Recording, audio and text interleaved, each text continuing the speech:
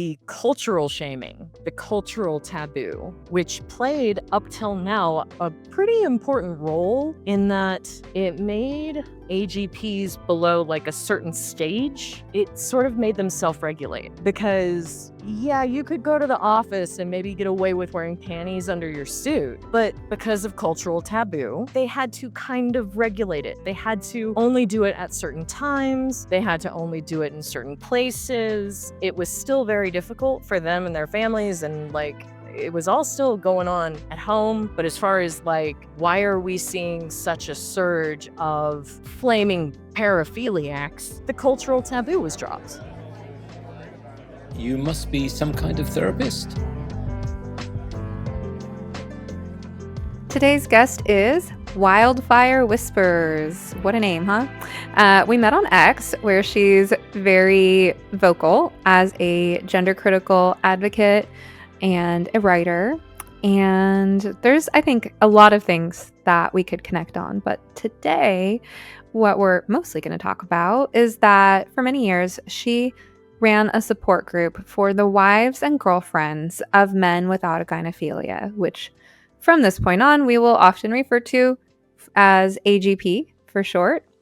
And she has a very nuanced perspective on both the men and the women who have loved them or tried to love them, that I think will balance out some of the conversations we've had about AGP with other guests on this podcast. So I am excited to hear her perspective today.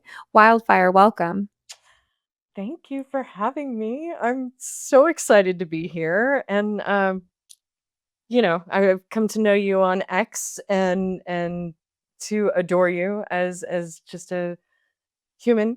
But before that, before we even connected, I was a longtime fan of your podcast. So the whole day I've been like, oh my gosh, I get to go talk on the podcast. It's crazy.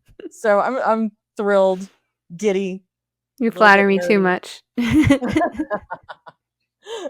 Oh, you're wonderful. Thank you for having me. Oh, thank you for joining. So we've talked about autogynephilia a bit on this podcast. The first time was, pardon my French, a shit show, because I took a chance on interviewing Phil Illy and just happened to release that episode days before AGP Gate at the GenSpec conference, which I had nothing to do with. I had nothing to do with that. I didn't even know he was going to be there. But the whole man in a blue dress hanging out with detransitioners and GenSpec promoting his book, and the internet was on fire for 15 minutes, as tends to happen. So I released that episode having nothing to do with the GenSpec conference. I remember it coming out right before, and then I'd watched your video with him, and then I saw it at GenSpec, and I saw him at GenSpec, and that whole thing, I was like, oh no, Stephanie, oh no. And really, like, I was just taking a chance on hearing this guy out without knowing what his perspective was. He'd reached out to me a few times. I had a spot to fill, and I'm open to talking to people with different perspectives. I didn't feel like I was endorsing any particular idea. I felt like I was pushing back. Some people thought I wasn't pushing back harsh enough. I'm like, well, you don't invite a guest into your home and then berate them. And similarly, you don't invite someone onto your podcast and then berate them. So if I'm going to disagree, I'm going to disagree respectfully. I thought anyway, thank you. Actually, I appreciate that. I thought you did well of letting him. And also, I think I did a whole like kind of rabbit hole dive on him. I think he was trying very hard to present himself. I mean, first of all, to shock and to cause a reaction, not just, at the GenSpec conference, but especially at the GenSpec conference. I think that it was obvious that GenSpec being, holding the values that they do, that gender non-conforming people of any kind would be welcome there. But for him to, put on the gloves that go up to here and blue velvet and show up, he wants a reaction. But I think he was also trying really hard to set himself up as an academic because he was releasing his book, and he's trying to, defend what he thinks he loves, you know, this his addiction, his I mean, it's guarding something that's very precious to him. So he wants it seen as a sexual orientation, and it's just not. Mm, But that's a valuable perspective. Thank you for sharing what you saw in that. yeah, Um, that's what I was thinking. I well, and saw. just to kind of like continue with naming where this topic has popped up before, as far as the limits of my podcast, I also talked with Mary Kate Delvey, who's a mutual friend of ours, Yeah. and she exposes. I mean, her whole kind of shtick is exposing some of the most perverted behavior out there, which needs to be exposed. And I think there is a place for the kind of mockery and scorn and derision and shaming that she brings to what is obviously deviant and destructive, self centered behavior. But that's not the whole of what AGP is. And so I think you're going to bring a much different perspective. So, in terms of this sort of third time that we're focusing on this issue in this podcast, I'm really grateful for your perspective because it's nuanced, it's up close and personal. Oh, of course, I forgot to mention this is not the third time, this is the fourth time because I also talked with Vaishnavi Sundar. I Um, love her. That yeah, film. yeah, Oh my gosh. Yeah, no, we heard about it coming out way back when she was looking for people to interview, and she is amazing. I donated to that yeah, friend. I just support awesome. her so much. Oh my god. Yeah, so Yes. just for Oh, listeners who aren't familiar, yeah, so Vaishnavi made a film called Behind the Looking Glass that is also about the wives and girlfriends of men with AGP. And she really looks at, I think, probably the dark side of, a lot of overlap with what you've seen, but really looking at the narcissism and the abuse, right? And so, what I'm curious about in your experience is that you've seen that side of it and its impact on the women and the stages that they go through. But you've also seen cases in which a man heals. He recovers from AGP. He sees that he's on a destructive path and turns it around. You've seen situations in which a couple was able to restore their relationship. Another episode, just I'm like inventorying all the episodes that relate to this, is that I did speak I with bet you will. Yeah. Laurel and Valerie Herbert, where that's another story that kind of mirrors maybe a different side because that was a couple that went through Laurel's transition and detransition together. Yeah. So Oh gosh, Laurel. They're in Colorado Springs, right? somewhere in Oh, Colorado, yeah. yes. Oh, they're amazing. I've seen a couple of his videos.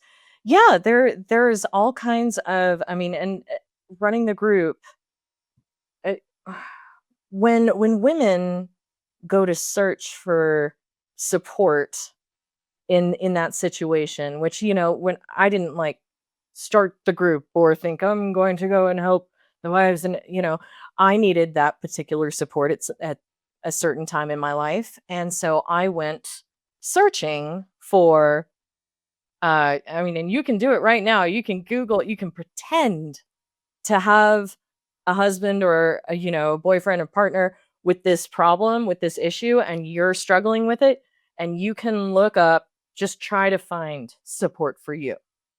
Try try to find somewhere that you can go and talk with other people that are going through what you're going through, without a certain end in mind. So we, if you look up support for the wives and partners of, cross dressers or whatever, what you will find even back then, before this was so crazy, is everything is about how to support the partner that is cross dressing, or like, and none of it is focused on the women. And so I really had to, I just squeaked into this group that was and it had to go super private. By the time I was in control, we had to like hide it. Um but it was for women to be able to express their distress and negative feelings. It wasn't about how to make it all fine and make it so that you could support your, you know, your husband or your boyfriend more in this I and just make have to them more comment comfortable. Yeah. about the overlap between your experiences and the experiences of parents looking for help with their trans identified kids, right? It's the same thing. If they are looking for help for themselves or their kids or the family in a holistic way, everything is about how to support your kid's new identity at Yeah. oftentimes at your not only at your own expense psychologically, but also of course at the expense of their future health and well-being. So there's just so many similarities in this Yes. climate of so-called affirmation. Exactly. Exactly. And you don't, and girlfriends and wives, I mean, it's very difficult for especially with some of the triggers of this. So, one trigger that people don't talk about a lot is pregnancy. Uh, Ooh. Pregnancy will set off AGP. So if you look at like, I mean, obviously, I don't know who's the Mr. Beast guy, Chris Tyson. I don't know him personally. I don't know that this was the thing. But from, I ran that group for about 3 years and about, 200 plus women moved through there during that time. And based on the age, I think his kid was like 1.5, 2 when Chris like came out and had his stunning and brave thing where he left his wife and young child. Like I saw that and I was like, I betcha he was an occasional cross dresser. She got pregnant and his obsession escalated. Why do you Pregnancy think sets that it off. is? My Now there are much more educated people than I, including yourself, who are understand psychology at a much deeper level than me. But something that I would hear about and notice about these men was kind of a anxious and insecure attachment, I think is what you call it. Like their mothers weren't actively abusive. I mean, sometimes they were, but most of the time it was like they didn't get the full support and attention of their moms. Like they were just a little dismissive or sort of not present emotionally or physically. Like they just didn't have like full maternal just support and beingness as kids. And so it's, to me, the way that I see it based on all of that is that it is a form of Peter Pan syndrome. They want to be nurtured. They want to be soft. They want to be taken care of. And with a lot of fetishes, you'll hear eventually it turns into a stress, coping mechanism or whatnot. And they'll say, "Oh, I don't even do it, sexually. It just helps me relax," you know? And I know that there's a certain like I know there's psychological steps and terms for all of that as well, but it becomes like a ritualized stress thing. But it's also they just it has a lot to do with motherhood, I think. Um, OCD is also really comorbid in a lot of them. And one of the comorbid fetishes, paraphilias, they often cluster. Apparently, one of the most common is also diaper fetishism. So, and then medical fetishism. So, like being helpless, being like needing someone else to take care of you. And then the ideas that they have in their mind about women being submissive and the burden being taken off, and all of these sort of very patriarchal, very like misogynistic ideas. And then porn has turned that even deeper into it's humiliating, which plays into the shame. I deserve to be humiliated. Um, but at the same time, the cultural shaming, the cultural taboo, which played up till now a pretty important role in that it made AGPs below like a certain stage, it it sort of made them self-regulate.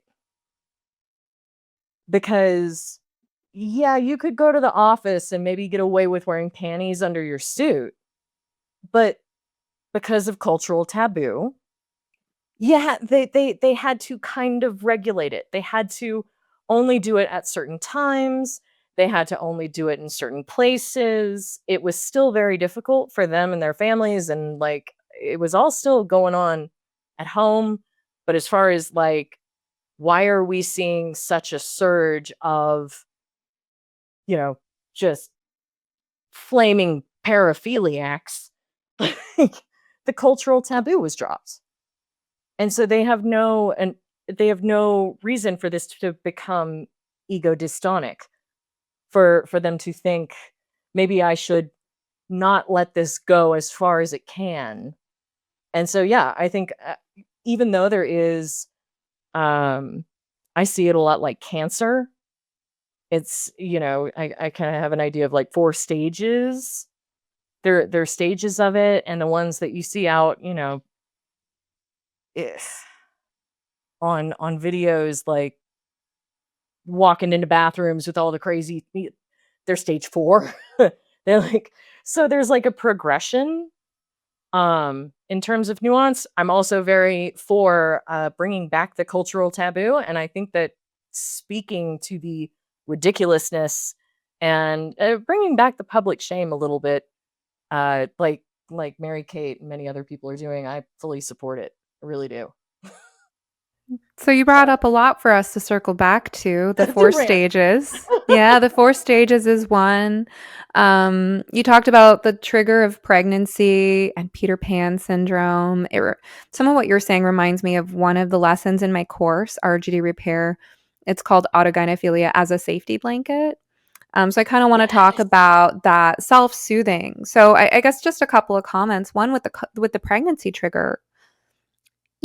A woman becoming pregnant is a really significant time in a couple's journey together, from extended adolescence to genuine adulthood, right? So if there is that dimension of Peter Pan syndrome, some of what I saw as a therapist for young women, oftentimes I noticed that their maternal instincts would come out and get directed towards their boyfriends and husbands, and they wouldn't necessarily always be conscious of it right away. But as women, we do have the instinct to care and nurture, and sometimes, especially when we don't have children, that could be directed to a man or a pet or a plant obsession, as is, my personal tendencies. I mean, for a while there, while I was single, I had like 150 plants. I'm like a plant assassin. I need Yeah. lessons. Okay. They all die. Or maybe you don't, because you have a family to take care of. That's true. The plants can go ahead and die. Family's more important. But we have that instinct, and I would often see that sometimes women who were maybe unconsciously kind of babying the men in their lives, Oh yeah. their tolerance for the men acting like babies would completely change once a baby entered the picture, because then it's like, oh, this is who I'm supposed to be directing this instinct towards. This is an actually helpless being that truly needs me, Yeah. and he should be, Grown ass man. Get out of doing the, the heavy lifting. yeah. If you're gonna wear panties, at least make them big girl panties and get out, like get some diapers and pull yourself together. And that's it. The AGP men, they really require they ask, they desire, they demand um a huge amount of their wives' attention and nurturing. I think there's so many connections between what your course and what you do with ROGD kids, um as far as like I can't wait to flesh out parallels with you further in the future. But yeah, they really require and demand this nurturing. If you listen, do you know who Shannon Thrace is? Name rings a Oh my bell. gosh. She is a trans widow, and she's a brilliant writer. She did a TED talk where she read an excerpt from her book. It's called 18 Months. And it's the story of like her husband, going through his breakdown. Um, and she's brilliant. So if you haven't seen her TED talk, whoever's watching this, go watch it after you finish this video, and watch this video to the very last minute and hit like and subscribe and just show support to this woman. Um, I always but forget to say that, so thank I you. know, right? I'm gonna call to action for you, baby. Yeah, hit like, smash the like button like it's the patriarchy. Uh, sorry, I don't like to use the P word, but except I think of that whenever somebody says smash the like button. But Shannon Thrace, she puts it so beautifully in her book, um, where you give the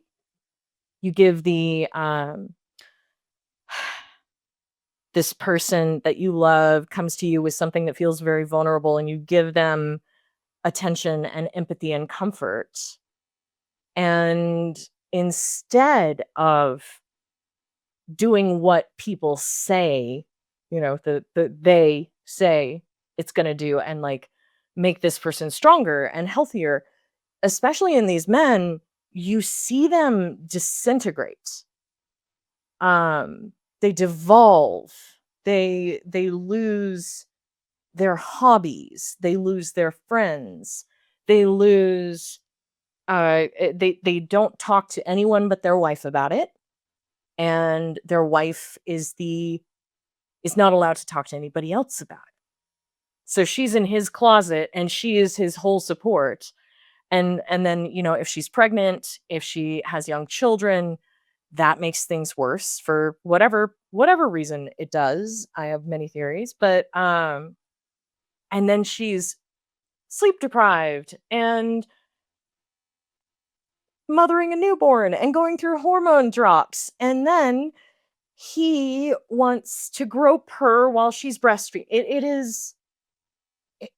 It's crazy what these women go through, and then they aren't able to speak about it openly because of things like custody, because of things like,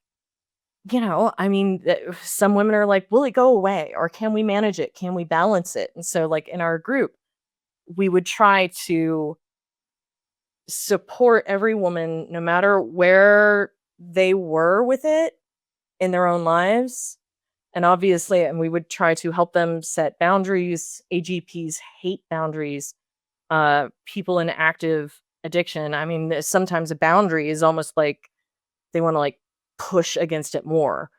So we would experiment. We're me and my moderators, we weren't, you know, experts in any way. We're not, mental health providers or anything. So we were just like, but there's nothing out there on it. So we just like threw shit at the wall. We were like, all right, let's try this. Let's try this. And then we like kind of kept an eye out for signs of like domestic violence, of severe control. Sometimes the husbands would break into the group. And so if we suspected that somebody was not who they said they were, that their husband was impersonating them, we even had like little emojis to where like, okay, if somebody in the comments throws out this emoji, you're supposed to throw this one back if it's you.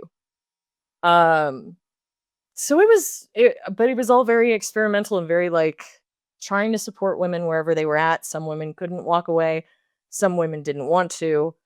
By the end of it all, I mean, really what I've come to is if you are in love with a man that is doing this, you have I mean, you have three options. You can leave, you can come to grips with the fact that you will be married eventually, you will be declared a lesbian and be a married to a odd looking man who calls himself Susan, and you have to burn all your wedding pictures, or you can throw down an ultimatum, and if they're willing to abide by it, then you have to go by like a you have to treat it like it is, like a sexual addiction, an essay, Al-Anon, those type of things in that container in an early enough stage, they can desist. But it's So hard that's in this that's the culture. really interesting part that you have a unique perspective on that not a lot of other people know about, and it's not possible for everyone. It probably depends on the degree of narcissism largely. Oh yeah. I did want to say about the narcissism, going back, one of the themes that was coming up that I was hearing in what you were saying Mhm. was this sense of insatiability, Yes. that these men needed a lot of attention from the women in their lives, and that it was like no amount of attention was ever enough. And that is often a key feature of narcissism. And part of me really wants to geek out and talk about the Gestalt need cycle. Is that a Yes. concept you've ever come across? Well, it's related to like so like the yeah, have you ever heard Tony Robbins' 6 human needs? Not familiar with that particular model, but the Gestalt need awareness cycle is just a tool that always pops up for me, well, frequently pops up for me in some concept or another, and it's about how we kind of go through this process so many times a day with small needs, but also in terms of our larger needs of basically having sensations and then becoming aware of those sensations and then becoming aware that we have options for how to address those sensations and fulfill those needs, then choosing an option and going through with it, and then achieving satisfaction and moving on. And that's a cycle that, as simple as it sounds, it applies to so many different things that can people can get stuck at various places and not know how to take care of themselves or respond to their needs. And one of the places people can get stuck is in the satisfaction part. And that's the link with narcissism, right? And that's where we get greed and insatiability, and part of that too is not having the gratitude for the chapters of your life that you're closing with, right? So if a man, let's say a man is 25 and his wife or girlfriend is pregnant with their first child, that is a time to give gratitude to the life you had as a young, carefree person as you are graduating from that stage to the responsible person stage, right? But it's that insatiability that says, no, no, no, I haven't had enough. I'm not grateful for what I had. I need to get more of it. And so I'm hearing that as like a difficulty with assimilating and withdrawing and moving on that I just kind of had to highlight because it seems like maybe an important piece of understanding some of the psychology of people with this profile. But that being said, I mean, when you talk about the potential of recovery for some of these men, again, I'm speculating as someone who hasn't run one of these support groups that that the degree of narcissism is one of the factors affecting the potential for recovery. But and you also said that there's 4 stages and that the earlier that a person can address the situation, the better. So what are the factors that go into determining whether this is something a person can or will move on from in their life? And then what can they do to move on? Or what can the people around them do? It sounds like ultimatums are one of the pieces. Ultimatums is a big one. I mean, um, I think as far as like who can do it, it's very rare um, that a man can break this. I mean, but it's also I think it might not be as rare as we realize, because this is something that is very steeped in shame for men. And I don't believe that the men that desist speak about it often and openly. And I wish more of them would. Um, in my experience, out of the 200-ish couples that, I heard about, I only knew the wives, but there were 5 that at least, for a couple of years, and this is the thing that people that say that men can't recover from this will always say, "Oh, well, it's a binge and purge cycle," which is I never understood why, even when I or other, wives or partners would go and seek therapists, why this was treated as like, oh, cross dressers and such. AGP wasn't really a term used. They never quit. They never quit. And I was like, well, why is this the only sexual addiction that doesn't get help? Why is this the only sexual addiction that is considered you can't even try? Heroin addicts will quit and then relapse, then quit and then relapse. So I don't, I never understood why it was, and many of the women that I were in my group didn't understand that either. Like, why do you approach it with this? Like, well, you just have to therapists will tell women either that they're lesbians and never knew it, and that's always a fun conversation, or that they have to negotiate with this addiction, that they have to either participate or allow their husbands to go to clubs or do these things separately if she doesn't want to be a part, but telling him to stop is not a fucking option. Sorry, can I curse? Yeah, go ahead. It's an option. It's an option. And I think telling women in families and lives where, this is, especially in this affirmation only world, that they're not allowed to say just outright no is it's bullshit. It's bullshit. You can say no. And they can say no to your no, and they can move on and do their thing. But you can put down an ultimatum. And sometimes when we're doing something that's very self-destructive, we need somebody that's going to say, this is a problem. This is a problem. It's not okay. I won't live with it. And so, and that's what creates the ego. It goes from being ego syntonic to ego dystonic, when you're like, okay, well, this is how I want my life to be, but this conflicts with that. So I think that in and of itself, and what is OCD? It's a cluster C. OCD is not a personality disorder, but obsessive compulsive personality disorder is. Okay. Yeah, those are 2 different things. Well, so the ones with OCD seem, lots of them have OCD. But those ones, the ones that are full-blown narcissists will not respond to an ultimatum in any way.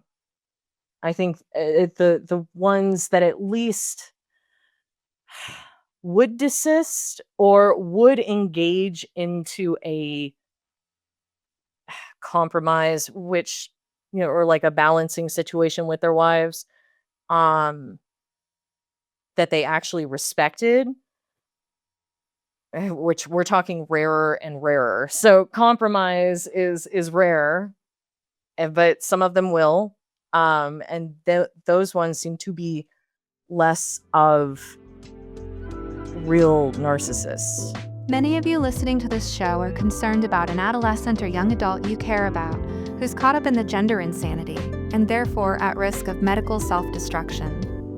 I developed ROGD Repair as a resource for parents just like you.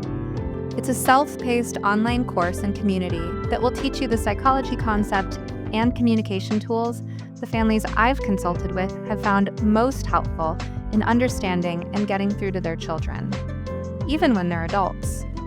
Visit rogdrepair.com to learn more about the program and use promo code SOMETherapist2025 at checkout to take 50% off your first month.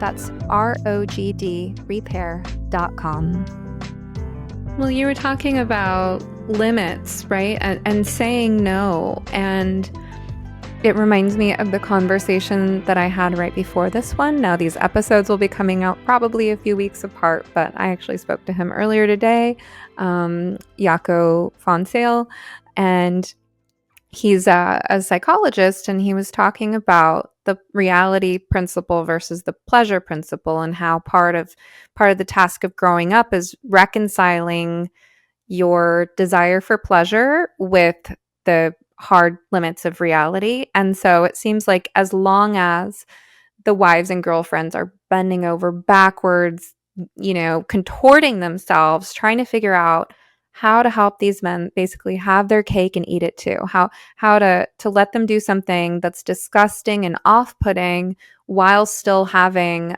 a woman there catering to them.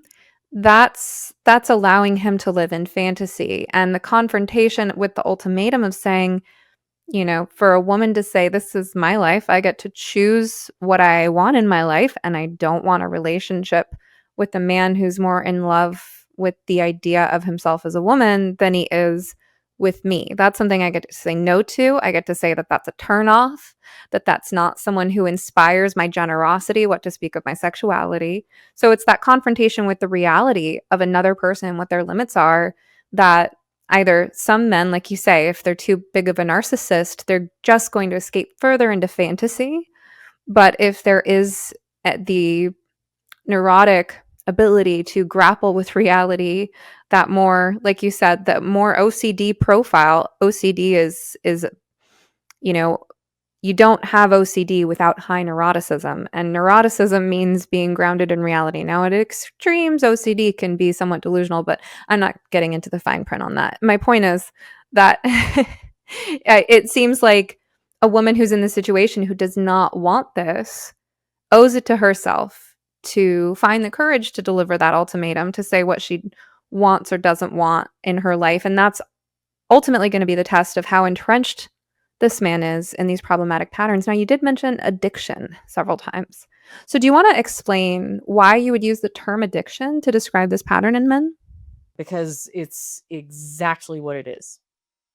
Especially when you've seen it up close and personal, and then shared that experiences with many other women who have. It follows the same. I mean, it is a sexual addiction. It has the craving, the anticipation, the craving, the cycles, the craving, anticipation, the, meeting of the need, whatever that cycle is, and then the relief, and then it starts over. It is absolutely that. And then it progresses, it gets worse and worse. So stage one, and then this is all my theory, right? This is just my Yeah, tell us your Right. theory with the 4 So stages.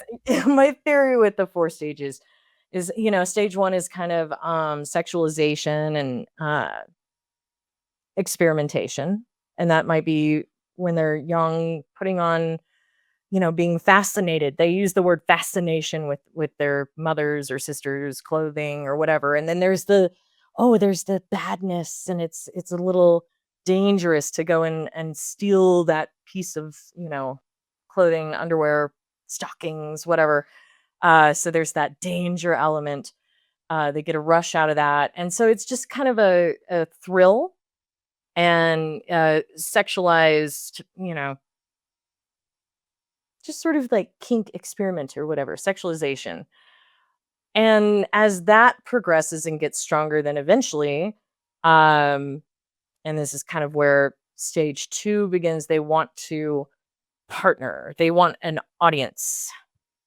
They want to share that experience with somebody. And so oftentimes that is their wife or girlfriend that they'll approach about it. Now that we have the internet and things like Reddit, that's where they go for that next stage. So they want to be seen externally and like validated. They want to share this. And then as stage 2 kind of progresses, that's where you get into, okay, well, they want to integrate it into their sex life. They want their wives to peg them.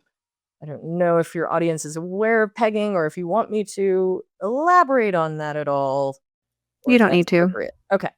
But anyway, it's something that can be pretty painful for women, especially if you've given birth and your pubic symphysis has had to stretch.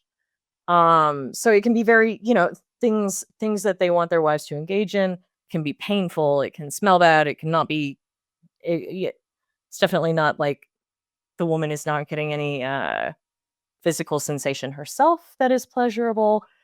So they're starting to like draw in more from like, oh, okay, I'll look at you in a bra or I'll whatever, and then to participate. The big part. This is what I really came to see as the turning point, and what I would end up warning every woman against is, so the first 2 stages, he's starting to develop this psychological artifact of a woman, this avatar. He's like getting a picture of her and he's constructing her and he's starting to like project this artifact. The naming of it, I think, is a pivotal moment. When they name it, that's when there's a real split and they start to see themselves as 2 people and they start to divide the things inside themselves into 2 roles that they can't. It's a splitting. And so I would always tell the ones, the women that would come that were new and like it was early and he was just kind of like, oh, he just kind of wants to wear my underwear sometimes. And then like, okay, well, like discourage that. Like, see if you're going to distract him with some sort of other bright, shiny, sexual, fun experience for both of you. Or whatever you do, don't let him name it. And if he's named it, ask him to fucking unname it. When you say name, do you mean naming his female alter ego that he's constructed in his mind? Yes. So it's like, John, and it's always like, they always pick, it's really weird. They pick one very plain name, whether it's the first or the last, and one very like, va-va-va-voom name, like, whether it's the first or the last. But, it, it would be, I would encourage these women to be like, okay, well, your husband is John. Don't let him pretend to be Jane. Say, no, I won't call you Jane. I am always with you, even if it's John in a dress. And even that would sometimes help to in the end, I think it's just buying time of wherever you're going to go with it. If you're going to break up, if you're going to stay together, if you're going to eventually become one of these wives that can't hide the absolute heartbreak in their eyes in these interviews where the man is saying, oh, my wife is so, that there's not even the ones that are really good at pretending that they're okay with it. And you pause those videos, pause them every 5 seconds, and you'll see there's at least one moment of just deep grief. So, but the naming really does accelerate to the 3rd stage, which is they want to start going out. They've trained their wives to respond to them in certain ways in very, you have to be very like, oh yeah, you look pretty, because they want to get through it and just see their husbands again, right? But when they want to start going out in the world, they want to go in public. Nobody in public is as trained as their wives. Except now, gender ideology in general and this culture is training us the way that they want their wives trained. Like it's now we have to give them the responses more and more so. But they would go out in public, start doing that, would not get the desired responses. And so then they would start with the physical alterations, um, the hormones, the smaller end of it, uh, getting their body hair like permanently removed and things like that. Is And that then stage 4? like that's stage 3. That's still stage That's 3. that's the beginning of, I mean, really denying your body.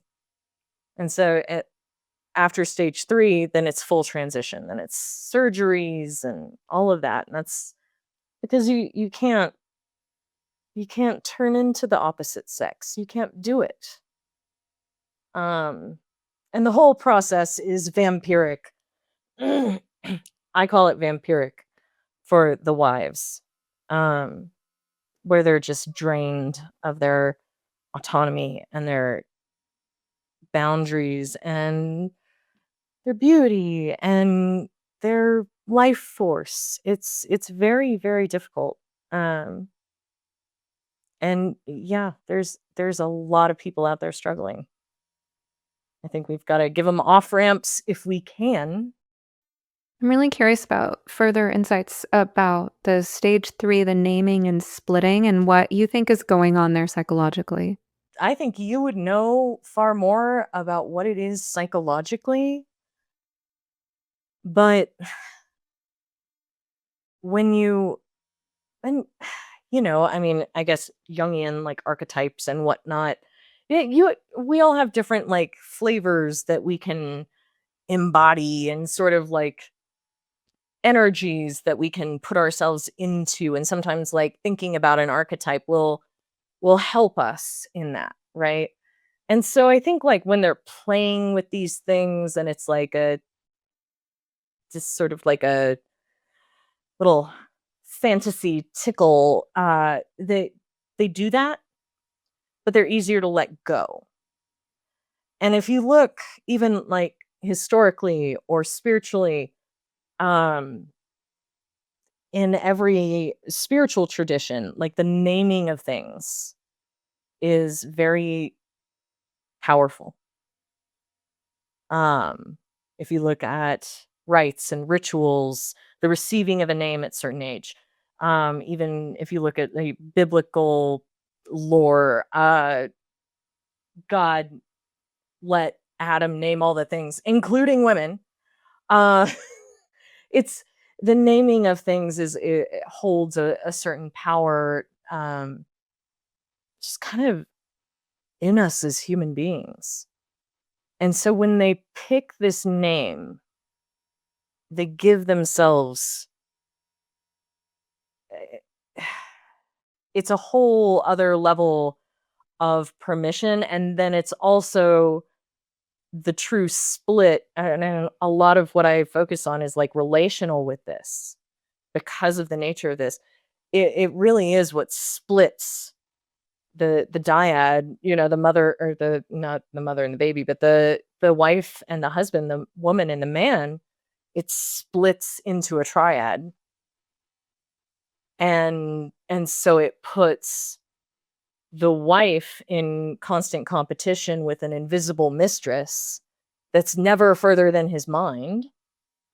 It Which just kills them. I mean, it's just the most like grating, like, how do you even compete with that? Like a lot of women would be like, I would rather it be a physical. I wish it was that bitch Rita down the street, then I could go ring her doorbell, have a fist fight with her, and may the better woman win. Easier with a real woman who gets hungry and gains weight and has things to do and isn't always available. Like, so it's this alter ego, but it's also a competitor. Um, and it's also that way for the husband because he's constantly yearning for whoever his alter ego is.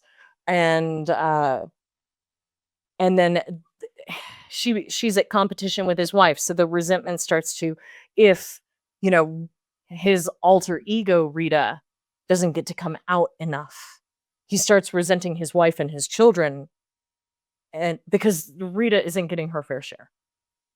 And so it's this weird, I mean, it sets these relational dynamics into play at a whole other level because you've got a third persona. And then eventually, I mean, like I said, it's vampiric towards the women, but it's also very vampiric towards the men because the alter ego wants to consume, the host personality. And that's what eventually happens. It's a it's really crazy, but once they name it, it gets way worse. I really want to circle back to that vivid language you just said, host personality, and you also said vampiric. But first, I just want to echo what I hear you saying about this idealized self image because it kind of sounds like a trump card. Um, in normal human relationships where there's not this fantasy cross sex self, people might have some not so nice patterns of comparing their significant other to their ex or to that coworker that they fantasize about running off with or something like that.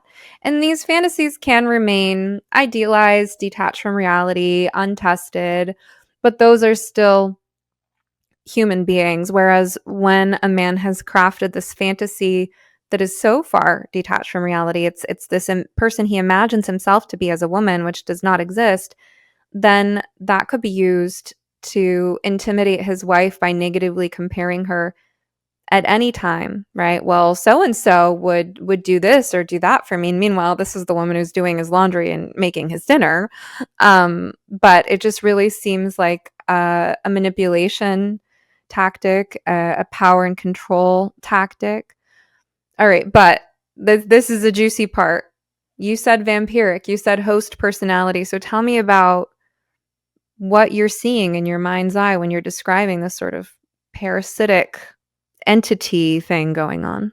Well, I mean, I could go into it spiritually because I think that addictions such as these do open us up to spiritual attachments, but that is metaphysical. We don't have to go down that road. But Well, no. Let's let you go down it, and we'll just say that by allowing you to muse, I'm not necessarily endorsing any particular worldview, but I'm really curious what your imagination comes up with here. well, I mean, and it's not even all. It's like if you think of if we look at where spirituality and physicality meet, right? Everything is frequency. Everything comes down to what, like the sine waves. And so if we are in a place where we feel cohesive and we feel like we are in a high frequency state, where we are healthy, where we are in body, where we are like our spirit is good, our body is good, our connection to other people is good, those frequencies are very high. So in terms of its sine wave, those waves are very close together, right? It's not very much space for anything to kind of penetrate it, get in there. When we're sort of in our lower, we're disconnected, we're slower moving, we're in addiction, we're in depression and like these sort of, and you can kind of feel it, that kind of thonic, like slower moving. You imagine like sine waves that are further apart. I'm just trying to like kind of compare this like visually. So if something were to try to get in somewhere, it's harder when the waves are very close together than when they're far apart. And I believe that like when these men, and I can't remember who, there's somebody that speaks on it that I ran into a very long time ago, talked about it and called it a psychological artifact. This idea of this woman. And I like that because before it's named, it's a picture, it's a vessel, it's a sort of lifeless thing. And I think that when we do that and we start to treasure something that is perfect and unalive and unchanging and flawless, yeah, it allows us to fracture from ourselves and to let, if there are other frequencies and other entities that feed on the life that we have, that is a welcome mat, in my opinion. I think that this is a welcome mat for things that feed on that to various levels, especially sexual energy that is not directed to a person. That's like a spiritual hummingbird feeder. Uh, I mean, and it's not the worst thing in the world. It's everybody has those little solo adventures. It's not a big deal, but when you're sort of siphoning that sexual energy towards this artifact, anything can take it, and that's a lot of energy. I don't know. I think spiritually that's what happens a lot. They're very bogged down, but not everybody has to accept that worldview at all. Like that that is a whole other theory of mine based on my spiritual stuff. Well, I think there are some good analogies that make a lot of sense. Like if you think about how clever parasites like Yes. Toxoplasma gondii. For those who aren't familiar, it's basically this parasite that can be transmitted through cat urine to rodents and then get into the brains of rodents and alter their behavior to make them less afraid of cats and put themselves in harm's way to make them easier prey for the cats.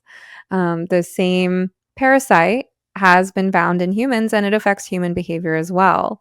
Um, though there are people like me who are very sensitive to smells. Sometimes you walk into a home, reeks of cat urine, and the owner can't smell it. You wonder in those Yeah. situations, has this Yeah. person's brain been infected by a parasite? And so the fact that there are pathogens, there are bacteria, microorganisms that can change our neurological patterns and behaviors in different species. um, if that exists, then is that not an apt metaphor for this idea of the parasitic mind, as the name of Gad Saad's book? Um, and and some of the ways that you were describing that stuff, Wildfire, was really kind of matched up with this thing that I've seen in parents' very detailed descriptions of their kids who they're coming to me for consultation about. I see that almost like it almost feels like some kind of demonic possession where it's not maybe the person thinks they have agency, and that's part of it. That's how it has to work, right? If the rodent was aware, not that rodents have much awareness of anything in general. I have a couple gerbils, they're really dumb. Jeez. They're aware. But I mean, Wanna get to use an along. imperfect analogy, if the rodents had any awareness their brains were infected, it might cause them to be a little bit more circumspect in their behavior. But it's that we don't, we have these ego defenses, and we don't want to see ourselves as stupid or weak. We want to feel like we're in control, we have agency. And so are we though? Or are there sometimes things that kind of grab a hold of us and in fact weaponize our own tendency to want to think that we're independent and use it against us because it makes us feel like this is our own idea? Part of my whole framework for how I'm addressing this gender crisis, including some of the thinking that goes into my course and my other tools, is that we live in an age of the most advanced technology we've ever had. Not the most advanced technology we will ever have, but the most advanced technology we ever have in many ways, up until now. And that includes psychological technology. Our understanding of psychology has advanced, and our technology for transmitting psychologically effective messaging has advanced. So, I think we all ought to be a little circumspect about our degree of susceptibility to influence. Yes. Yes. And whether, that's yeah. I love the way you just put, and it kind of made me think like what they're doing in creating an alter ego and then feeding it with so much sexual energy and mental, and just like all of, oh, I can't relax without this thing, I can't be myself without this thing, I can't, they're what it's doing is it's self abdication, it's giving up who you fully are, because they can't be fully themselves, especially men who struggle with AGP. And we're not talking about like a really small amount of people. It's 3 to 4% of men. That's a lot of men that are at least like playing with underwear somewhere. Like it's not I think that it- when they get to that level of like, oh, this is so important to me that I'm going to split myself in half, that I'm going to shave my beard. I'm going to not, participate in the things that I love or see the people that I care about.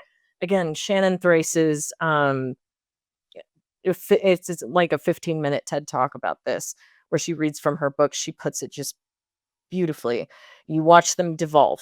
They don't get better. They get worse. They get less productive. They get less happy, less healthy, more uh, envious. That's another thing.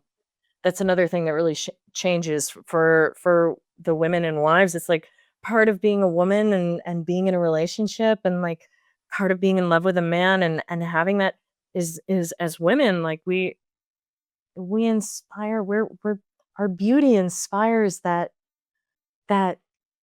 love from him, and that like, oh my gosh, the goddess is real and she's in you, isn't she, like that kind of feeling. And there's a very, it's subtle, but it's very different when that shifts, when admiration shifts to envy. It is, like cutting off the emotional and intimate and erotic nourishment to the woman, because, oh, she's bought a new outfit and she's wearing it and she feels beautiful, and he compliments the outfit, but does he like her in the outfit, or does he want to have it? Mhm. Or does he And wish he looked like that in it? does he wish he looked like that? And the abdication of self that comes with naming it is kind of a oh, it's like, my grandma would say, "You can't ride 2 horses with 1 ass." You know? You She can't. sounds like a hoot. Yeah, she in West Texas. You can't ride Mm. 2 horses with 1 ass, honey. You gotta pick. Um, On and that note, it is very, just an very scary. example of how far removed from reality this toxic envy can become. I knew a family with a trans identified son that moved to a war torn country with beautiful women, but war Right. and real problems.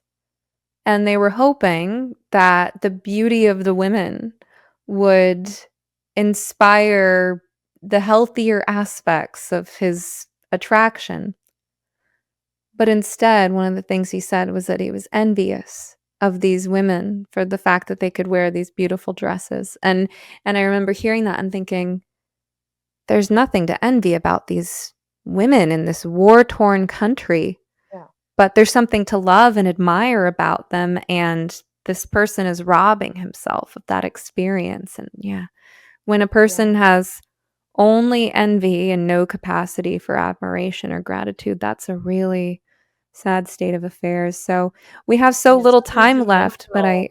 It's the hang on, this your last guest about the Scrimeti case, and then I watched mm, and what you just said, the reduction of males and females to being cosmetic, to being two-dimensional instead of three-dimensional, and also what you're talking about with the gratitude and the envy and the shallowness of this reduction on all levels, I think is harming men, it's harming women, and Oh my gosh. Yes. Sorry. I don't know if that even made Well, sense. with the limited time that we have left, I want your insights on recovery, because one thing you said to me before we started recording is that, you know, there were always 3 to 4% of men. I don't know about always, but that number goes back a ways. Mhm. Um, that 3 to 4% of men had this maybe secret interest in cross-dressing, but now with this, frankly, agenda to condition people into this with things like sissy hypnoporn, those numbers are going up. And you said you have reasons to believe that there are a lot of men who want out of this or might want out of this one day, or who might reach a crisis in a relationship with a woman where she does give that ultimatum, it's me or it's your imaginary friend who lives in your head. Yeah. So you actually believe recovery is possible. That apparently is not something that there's necessarily a consensus around. Apparently there are people in the community, the same activist community as you, who would say that recovery is not possible.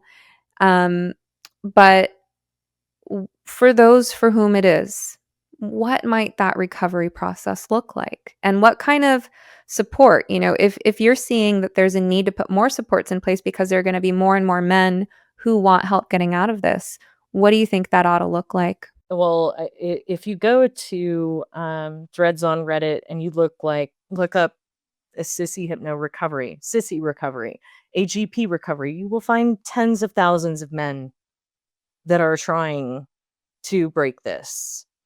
And especially now when, unfortunately, people in your profession are so hindered from being able to offer the full range of treatment and desistance tools.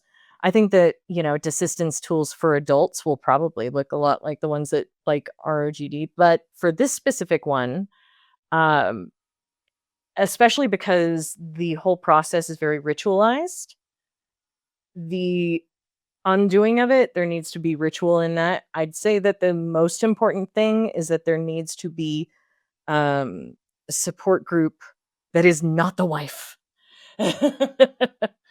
That's part of like the pressure of this whole thing in general, is that the husband is only relying on the wife the whole time. The wife is not allowed to get any support of her own. If you're listening to this and you're one of these wives, you have every right to get your own support. You can tell whoever you want. You're not in his closet. Just so you know. But that's why I really think containers, I mean, the people that have come out of it that I've known, um, use either the 12-step SA, Sexual Addicts Anonymous, um, container, because it's very specific and ritualized. And then there's also the Al-Anon support for the wives and family members of addicts. It's easily translatable. Um, until, I guess this started not being seen as any sort of sexual addiction. The paraphilias, with the exception of pedophilia, um, they're considered to be in remission after 5 years of abstaining. So I think that the narrative that this cannot be quit is really harming, I mean, the wives and families who are trying to approach this. I think that more people need to approach it as, yes, it's difficult. It's very difficult. And once it's part of somebody's erotic blueprint, it's not like it's never going to not sound sexy to them, but the acting out on it, they can control if they want to. If they want to, rebuild their lives, I've seen it happen. And I think that get as we start to see everything kind of reverse in gender ideology, and thank God we're starting to see the pushback and the slowdown, we have to encourage families, individuals, the mental health field, everybody to start developing off ramps for people in whatever situations and whatever stages of this. that there are. And for so long, like I said, if you're a wife, you'd look up support for this. All you'd get is how to support the man. And you would talk about quitting and they'd say it's not gonna happen. Don't even try. And I think that that's bullshit. I don't think that we shouldn't if something is hurting a family, if a person has the capacity for healing, which not all addicts do, um, but if they want to put their family first, if they want to maintain their body, their health, their finances, their connections, which are the most like everything that you outline is like, okay, these are the real causes of suicide is being, lonely, isolated, being financially under strain, being in chronic pain, like and this treatment is what those are very common side effects of this treatment. So if people want to avoid that, I think, I don't know, my opinion is that we should develop programs maybe specifically for AGPs that haven't gone too far and that want to come back from that ledge. And, even if the marriage is lost or whatever, like their health could be saved or their body, their mind. This could I don't know. I tend to not give up on humanity, but I understand looking at what's happening right now why a lot of people would. Well, I appreciate the optimism in that. And I hope there are some people listening who might feel inspired to contribute in some way, whether it's, facilitating a group similar to the group that you did, or if it's a therapist who wants to venture out into offering help, whether that's help to these men or to their wives or girlfriends. I think you've helped anyone interested in helping other people with this issue. So thank you for sharing your perspective. Tell listeners where they can find you. Oh, you can find me on Twitter. That's where you can usually Zitter, find me at Twitter Wildfire X. Whisper. Yeah, through X. That's right. I dead named. Oh no. You Um misgendered X. I'm starting, I don't know. I was starting a YouTube channel. I have a YouTube channel under Wildfire Whispers. It's, I haven't built it out much yet. I do most of my stuff on X for now. I might write a book about something someday, but right now, yeah, go follow me. Say what's up. Well, thank you so Actually, much for joining me today. It's been a pleasure. oh, it's so much fun to be here. Thank you. Y'all, like and subscribe to this woman. Okay. Thank you, darling. Thank you for listening to You Must Be Some Kind of Therapist. If you enjoyed this episode, kindly take a moment to rate, review, share, or comment on it using your platform of choice. And of course, please remember, podcasts are not therapy, and I'm not your therapist. Special thanks to Joey Pecoraro for this awesome theme song, Half Awake, and to Pods by Nick for production. For help navigating the impact of the gender craze on your family, be sure to check out my program for parents, ROGD Repair. Any resource you heard mentioned on this show, plus how to get in touch with me, can all be found in the notes and links below. Rain or shine, I hope you will step outside to breathe the air today. In the words of Max Ehrmann, with all its sham, drudgery, and broken dreams, it is still a beautiful world.